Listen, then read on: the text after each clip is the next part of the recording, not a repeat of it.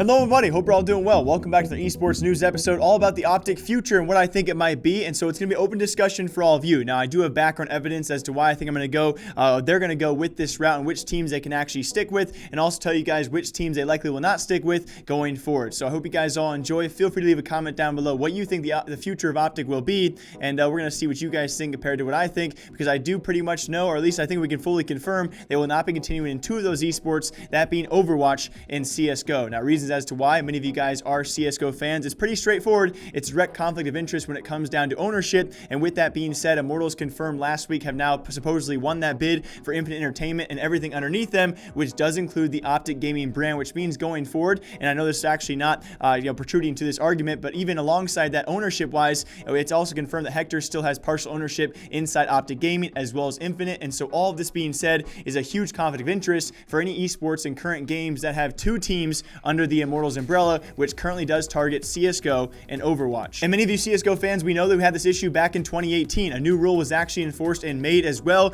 by Valve to be enforced going forward, and that means any ownership who has actually financial ties to two different teams, well, they could be subject to disqualification or forfeiture of any winnings they do have. And so with that being said, we saw shortly afterwards Refresh Entertainment. Of course, they have their hands tied to Astralis being their main team. They had to let go of two of their other teams, that being Heroic and Godsent. So it's pretty set, pretty forward as well. When this actually does become finalized, the current OpTic Gaming CSGO team should be shut down due to conflict of interest of their owners, and I don't think there's any workaround around this. Now, with that being said, this should also apply to any franchise leagues out there, that being the Overwatch League. MIBR, I should say Immortals, actually owns the LA Valiant, and so with that being said, Houston Outlaws is also set to be sold, much like the CSGO roster should be, and this same rule should apply to pretty much any franchise league, any esports out there at all in general. So any conflicting teams out there will likely have to be sold off and not continue under the OpTic Gaming brand. Now, this is not to say that Call of Duty could not come back. I think that's actually probably one of the main things Hector is still fighting for. Gears of War could be one of them as well. But with that being said, it's now pretty much fully confirmed. I can't really have any arguments against this, that the OpTic Gaming CSGO and Overwatch teams, they should be done. And that is why I do think the future of OpTic, what if you guys ask me, if you were to ask me in person what the future might be and where they would actually pursue as well when it comes to esports and gaming in general, I do think they would try and keep the Call of Duty roster alive. But then the big question does become, can they actually land a CWL spot now with the bigger backing of the Immortals brand, who has acquired, on top of all of this, the LCS spot. It's been confirmed by Jacob Wolf. They will be renaming that because, ironically enough, it was actually Immortals who I believe was first denied that spot in the LCS. It was given to OpTic over them, and now I guess karma or push comes to shove, Immortals will return to the LCS, and they will be calling it the Immortals roster. It will not be OpTic Gaming. And with that being said, along with that, it should be, I think, a pursuit of the Call of Duty roster, as many of us know. But with this big backing, can they actually land a CWL spot? Because rumors has it the first 5 teams being announced, OpTic was not one of them. So will they actually allow, that being Immortals, will they allow the OpTic Gaming brand to continue in Call of Duty and potentially get a CWL spot is the ultimate question. I think a lot of us actually believe that would be the right call, the smart call going forward, but it does take a lot of money.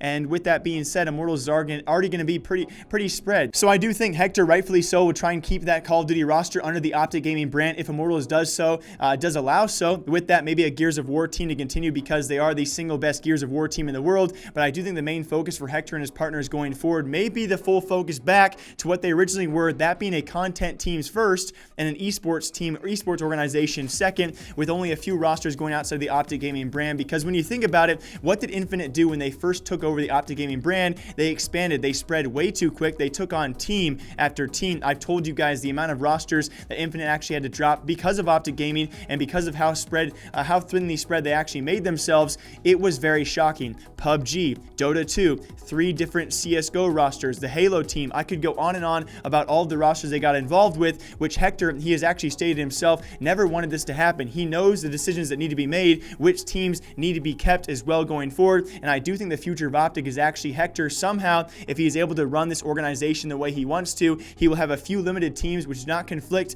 with the main Immortals teams, and going forward they should pursue the content gaming I do believe they wanted to initially. So that is my thoughts on the future of OpTic, guys. Overwatch team and the CSGO roster should likely be done. Do not really take my word for it, take it with a grain of salt, but based off the rules I have showed you guys so far, those 2 rosters should be set to disband sometime soon or be sold off sometime soon. But going forward, I do think OpTic Gaming will continue to fight for that Call of Duty name, which should be a smart move for Immortals to keep that under their umbrella, but who knows what they're going to do. I think there will be a few OpTic Gaming teams out there, a very select select few. But with that being said, I do think they'll be going back to content first and esports second. But again, these are my thoughts. I'm super curious what you guys think about this down below, because OpTic Gaming, they are still on the fighting line right now. They are still on a lifeline, barely hanging on, and we don't really know the clear future of what exactly they will be doing. But as always, my name is Jake. I hope you guys are enjoying the Sunday episode. I'm back here all week long breaking down more esports news for all of you. As always, thank you all for watching. Take care of yourselves, and I'll see you guys back here sometime soon.